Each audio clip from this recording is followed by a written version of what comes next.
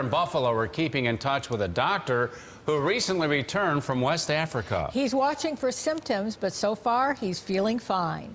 News 4's Rich Newberg spoke with the doctor today. Rich? John and Jackie, Dr. Myron Glick has returned to his Jericho Road Community Health Center in Buffalo, but is not doing work in Buffalo area hospitals. He said there was some pressure that he wait 21 days before seeing hospital patients, but most of his patients at the health center were glad he's back to work.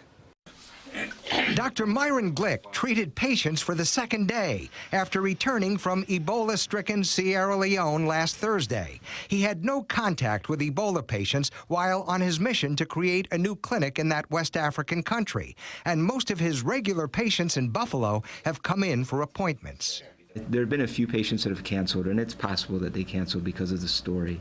I had one patient that said his family told him if he came in to see me, he wouldn't see them for 21 days.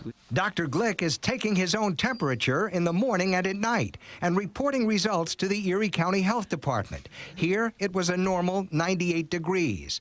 Patient Peter Palmisano, who has seen Dr. Glick for 5 years, is comfortable in his office. I have no problem seeing him again. I mean, I got his trust. I don't know what else to say. It's just, he's a very good doctor.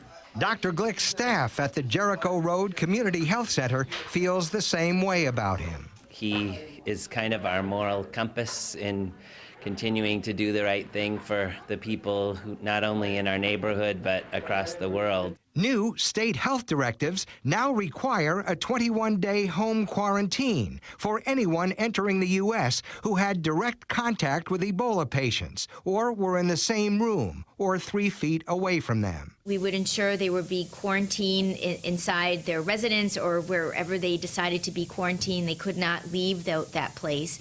And then we would do twice daily unannounced visits just to ensure compliance with quarantine. And I feel this decision to quarantine all returning medical providers is a reaction more than something that's backed by the science.